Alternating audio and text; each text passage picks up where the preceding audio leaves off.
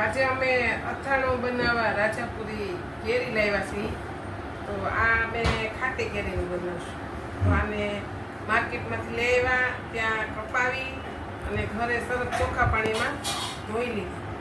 અને આ ગોળ કેરી બનાવશું. એ અમે છાલ ઉખેડીને ટુકડા કર્યા છે. બંને કેરી અલગ ટાઈપની હોય? નહીં, એક જ છે, રાજાપુરી જ છે બધી.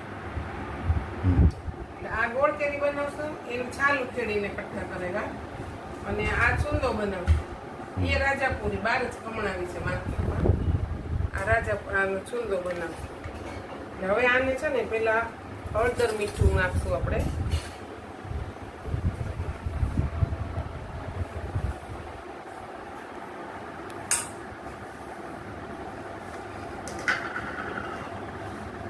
થોડું મીઠું નાખશું અને એને મિક્સ કરીશું. પેલા શું બનાવવાનું? આમાંથી છે ને ખાટું પાણી નીકળી. આ શું બનાવવાનું? ખાટી કેરી? ચૂંદો. અચ્છા, ચૂંદો. ખાટી કેરી મીઠું નાખવાથી પાણી નીકળી જાય એમ?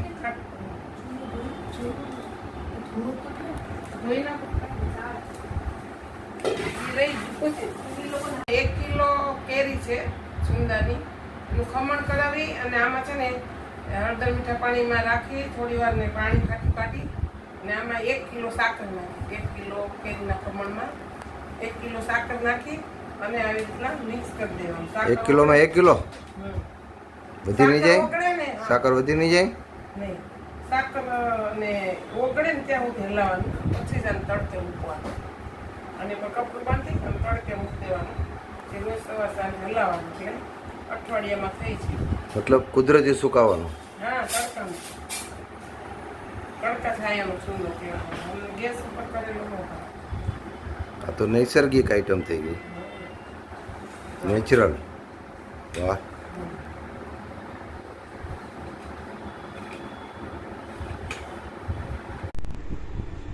આપણે આ ગુંદા ભર્યા, કેરી ભરી અને આ સંભારો નાખ્યો આખી મેથીની ગુલિયામાં. હવે આપણે મિક્સ કરી નાખશું.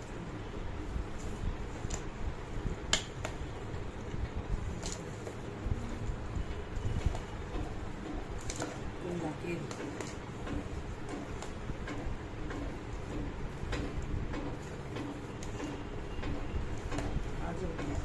એમાં પછી છે ને આપણે ગરમ તેલ કરીને રાખ્યું છે ને એ નાખી દઈશું ડબ્બા પર.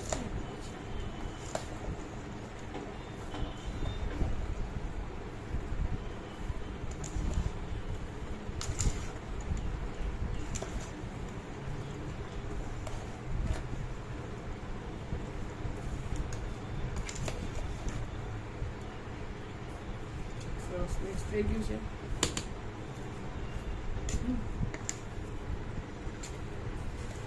દોઢ કિલો કેરી લીધી છે રાજાપુરી. એના કાલે કટકા કરાવી અને હળદર મીઠામાં 1 રાત રાખ્યા અને અત્યારે કાઢી નાખે છે. 5, 6, 8 કલાક સુકવવાની. અને આ આખી મેથી નાખવાની છે. એ આપણે સાદા પાણીમાં રાતે પલાળી હતી અને અત્યારે જો આપણે આ ખાટા પાણીમાં કેરીનું પાણી નીકળે ને એમાં પલાળી છે અડધો કલાકથી કલાક. અને પછી આપણે એને 2-3 કલાક કોરી કરશું પંખાની છે. આવું હવે હું બોળો વઘારું છું, એ તમને બતાવું. અમારી કાઠિયાવાડી ભાષામાં બોળો કે સંભાર કે. તો જો આ આપણે મેથીના કુરિયા લઈ લીધેલા છે, એટલા રાઈના લીધેલા છે. પછી આ બધા ખડા મસાલા છે, તજપત્તા, તજ, લાલ મરચાં, મરી અને લવિંગ અને પછી વરિયાળી આપણે નાખશું. અને આપણે આ મીઠું શેકીને રાખ્યું છે. શેકીને રાખે ને તો અથાણામાં પાણી ન થાય. અને આ આપણે તેલ ગરમ કરવા મૂકી દીધું છે. હવે આપણે ઢાંકવા માટે એક ડીશ લઈ લઈશું.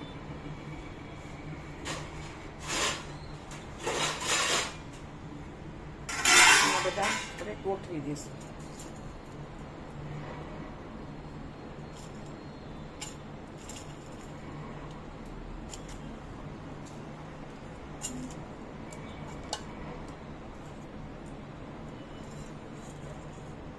મરી અને લવિંગ છે એને પણ આપણે ગોઠવી દઈશું. ને રાઈના કુરી આપણે પછી નાખશું કારણ કે એ ગરમ તેલમાં થોડા બળી જાય. તમે આમાં હિંગ કઈ નાખો? હિંગ આપણે રાધા કૃષ્ણ સ્પેશિયલ સાવરકુંડલાથી જ લાવેલા છે બધું.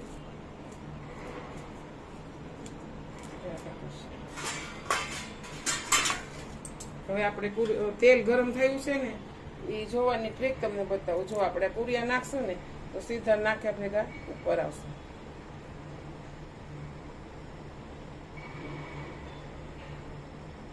હવે 1 જ મિનિટની વાર છે ને હજી જો ઉપર નથી આવ્યું નાખ્યા ભેગા તરત આવી જાય.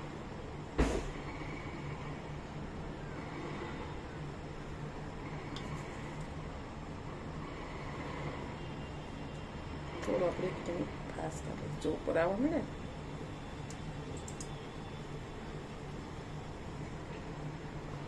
આપણે 1 કિલો તેલ લીધેલું છે શીંગ તેલ અને આ રાઈના કુરિયા લીધેલા છે. રાઈના કુરિયા થોડા જ હોય છે આપણા અથાણામાં અને આ મેથીના કુરિયા લીધેલા છે 1/2 કિલો.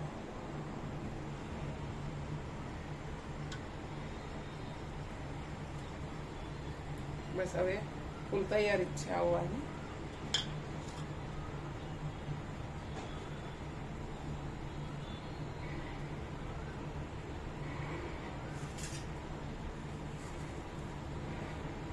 હવે થોડા ધુવાડાની પણ શરૂઆત થઈ ગઈ છે એટલે આપણું તેલ હવે તૈયાર થવા આવ્યું છે.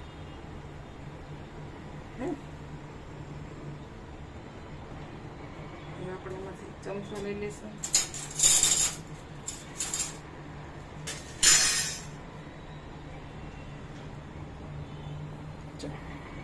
રેડી.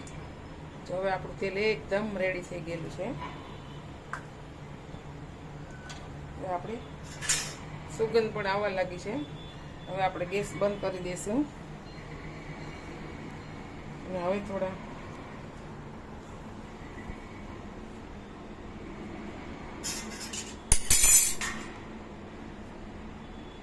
હવે આપણે છે ને આ સંભાર ઉતારી નાખશું. હવે નાખી દઈશું.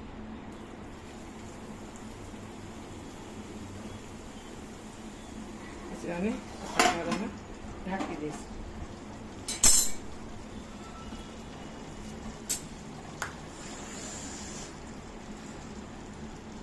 અને 1 મિનિટ આપણે ઢાંકી રાખશું એટલે પૂરિયા બધા સતળાઈ જાય તેલમાં.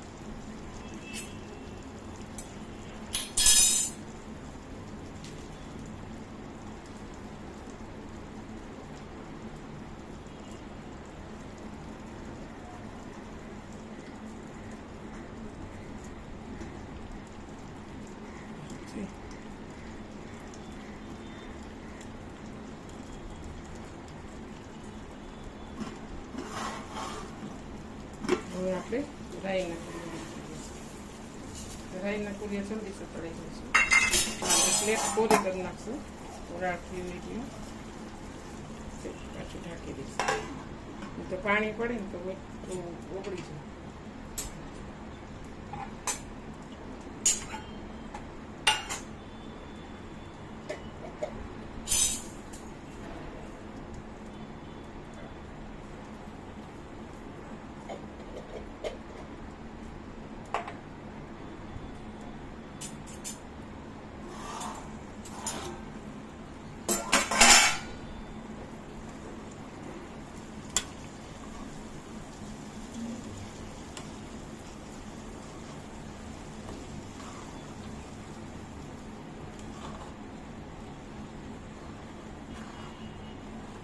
હવે આપણે આને થોડુંક ઠંડુ થવા દેશું ને પછી જ મસાલો નાખશું. મરચું મીઠું જે બી નાખવું હોય તે, એટલે એનો કલર ઓલો ન થાય, ગાળો ન થાય. વરિયાળી ને આ બધું હળદર લાલ મરચું જે પણ નાખવાનું હોય ને એ થોડું ઠંડુ થાય પછી નાખશું. એટલે મરચાંનો કલર એવું ને એવું રહે. હજુ આપણો બોળો રેડી થઈ ગયો છે. હવે આને આપણે થોડી વાર મૂકી દઈશું ઠંડુ થાય. સુગંધ કઈ મસ્ત આવે છે ને.